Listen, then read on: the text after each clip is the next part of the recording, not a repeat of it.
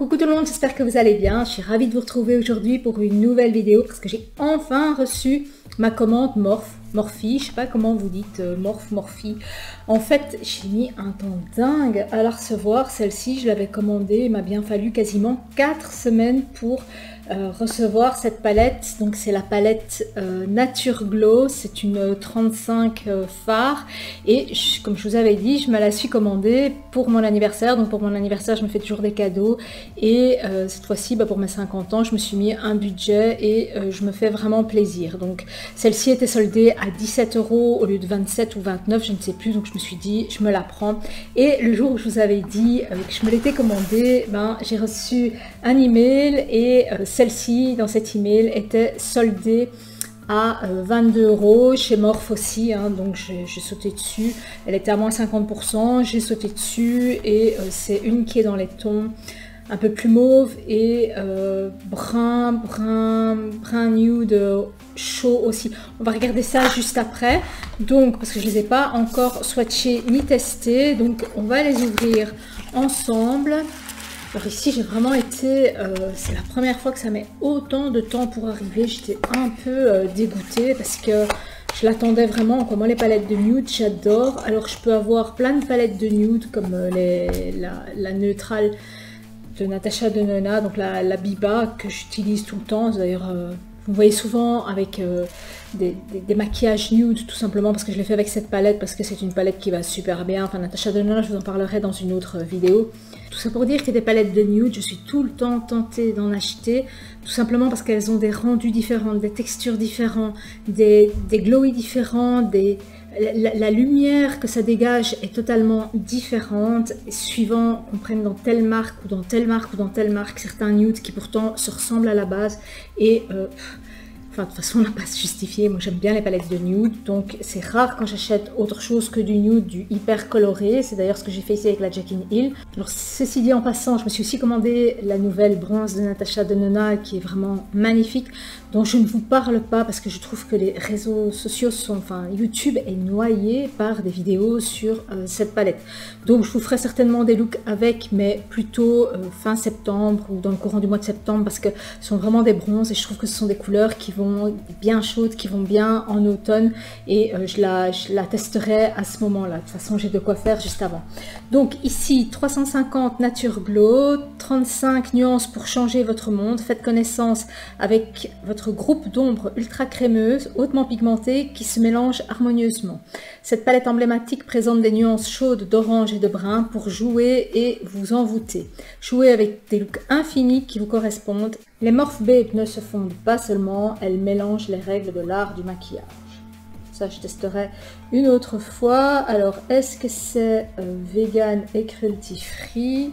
Est-ce que je peux trouver cette notion quelque part?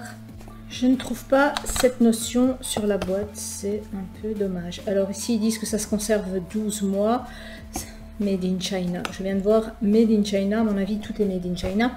Ça se conserve 12 mois. Moi, je ne les conserve pas dans une salle de bain. Je les conserve vraiment à l'abri de l'humidité. Comme ça se conserve bien plus longtemps. Alors, la palette, elle est en plastique. Généralement, elles sont en... Enfin, celles que j'ai, elles sont en carton pressé chez Morphe. Par contre, elle n'est pas facile à ouvrir. Donc, chez Morphe, il n'y a pas de miroir. Ici, c'est vraiment comme ceci. Les noms des fards sont sur une feuille volante plastifiée et voici comment se présente la palette. Donc elle est super trop belle, vraiment super trop belle. Alors j'aime beaucoup cette harmonie. On a ici des tons qui sont un peu plus froids et là des tons qui sont, ah j'ai mis mon doigt dedans, qui sont un peu plus chauds et j'aime vraiment l'harmonie. C'est une palette basique avec une dominante de fard mat qui n'est pas plus mal parce que quand on vieillit on a tendance à utiliser moins de fards irisés, tout simplement parce que, enfin des fards pailletés plutôt, parce que plus c'est pailleté et plus ça marque les ridules sur la paupière supérieure. Donc moi maintenant les irisés, enfin les fards qui sont brillants, qui renvoient trop de lumière, je les mets vraiment sur cette paupière-ci plutôt que de les mettre ici où je commence à vraiment avoir plus de plis, quoi, où mes plis sont un peu plus marqués. Alors comme vous le voyez sur les deux premières rangées que j'ai swatchées sur mon bras, c'est pas une pigmentation de fou. Alors moi j'ai la peau mate, je suis pas blanche, hein, je suis un peu bronzée naturellement et j'ai un teint doré. Alors on voit ici que les deux oranges cuivrés sortent bien. Celui-ci il est satiné, donc il est super lumineux. Celui-ci il est mat. Ces deux-ci qui sont en fait des couleurs cacao, chez moi sont quasiment ton sur ton, donc je m'en servirai vraiment comme couleur de transition. Ici on a un blanc irisé à mettre vraiment en coin interne. Ici on a un rosé qui est duochrome rose beige, et ici on a deux orangés qui sont un peu plus orange à la caméra, que en réalité ils tirent un peu plus sur le rose. Ici la troisième rangée où on voit qu'on commence à avoir un peu plus de pigmentation. Les deux premiers sont très légers, servent aussi de fard de transition dans mon cas. Le premier est plus chaud que le deuxième, donc ça dépend vraiment de ce que je veux faire. On voit que l'avant-dernier peut servir aussi pour un coin interne, chose que moi je ne fais jamais. Et le troisième avant la fin, c'est un cuivre qui est vraiment juste magnifique. Ici la quatrième ligne, on voit qu'ici il y a un brun qui est rosé, qui est vraiment magnifique. Ici un doré beaucoup plus froid qui est super magnifique avec des beaux reflets. Ici aussi sont vraiment super beaux, c'est vraiment une belle harmonie, j'aime beaucoup cette ligne. Et ici pour la dernière ligne, on voit vraiment qu'on est encore sur une palette ton sur ton, c'est vraiment une variation sur un même ton, et j'aime beaucoup ce genre de palette où on peut vraiment jouer avec les différentes tonalités d'une même couleur. Alors est-ce que cette palette vous plaît? Moi elle me plaît vraiment beaucoup parce que comme je vous disais dans les swatchs, c'est vraiment une palette ton sur ton, c'est variation sur un même ton, c'est faire plein de camailleux.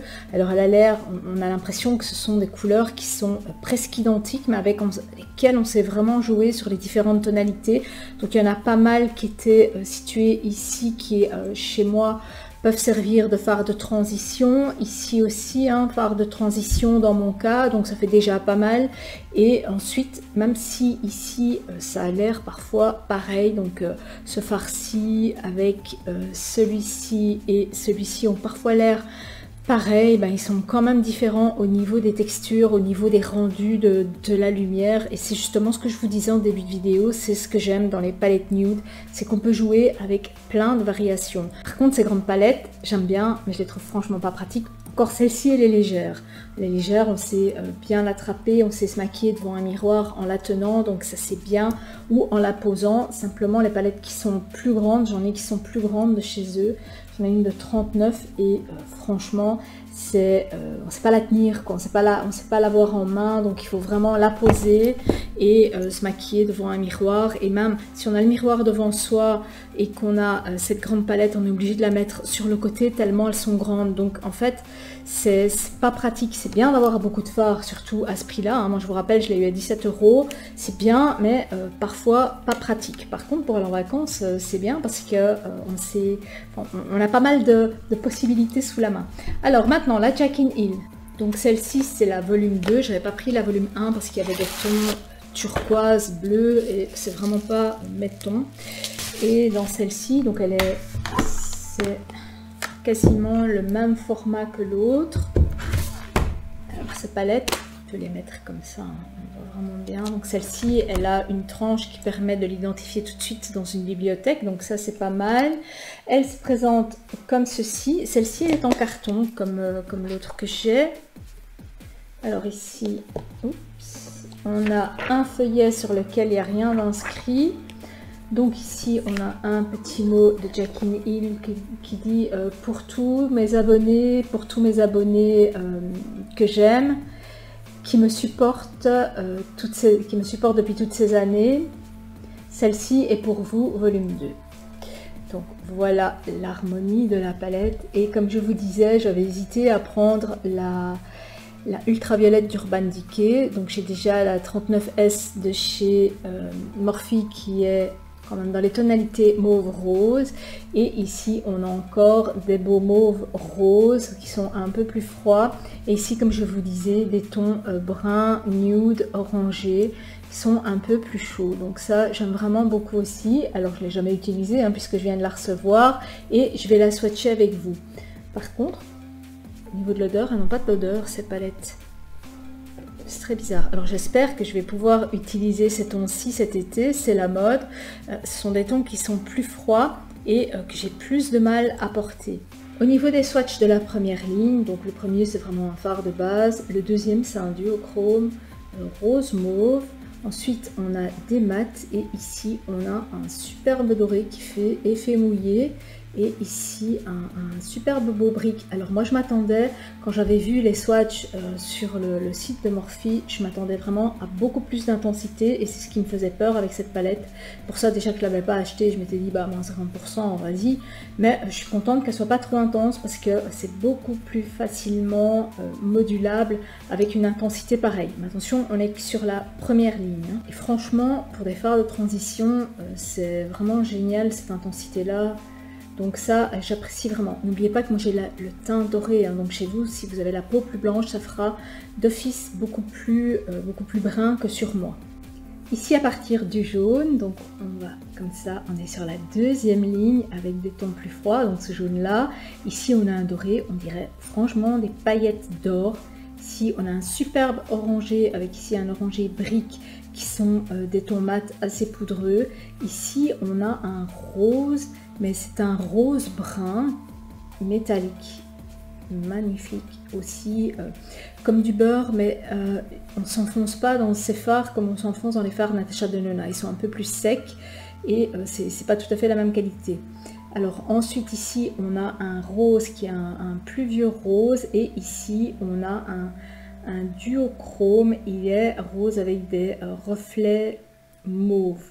Donc, je trouve pas que ce soit une harmonie qui aille ensemble entre le début et la fin, mais j'aime bien ces tons-ci, et j'aime bien aussi ces tons-ci pour aller avec ces bruns ici. Je trouve que ça peut bien matcher ensemble. Ici, au niveau des swatchs de la troisième ligne, alors attention, les mats sont très poudreux. Ici, on a un doré, mais c'est un doré orangé. Il est duochrome, mais je ne sais pas si vous le voyez, il a des reflets orange. Il est juste magnifique, c'est un safran. Ici, on a des mats, donc ils sont tous mats jusqu'au dernier qui est pailleté. Et ici, les paillettes, moi je ne les vois pas. Je les vois sur la palette, mais je ne les vois pas sur mon bras. Mais alors qu'est-ce qu'il est poudreux quoi, tout est retombé sur ma nappe, il est extrêmement poudreux ce rouge là et celui-ci j'ai dû repasser 2 fois parce que l'intensité elle reste pas sur mon doigt quoi, c'est tellement poudreux que ça retombe. Par contre là ça tient bien quoi. Donc voilà ces deux couleurs-ci au centre, j'aime beaucoup. En fait cette palette elle doit être à mon avis jouée à la verticale et pas à l'horizontale comme je l'ai fait. À partir de ce mauve, les swatchs de l'avant-dernière rangée, vous voyez l'intensité que ça a.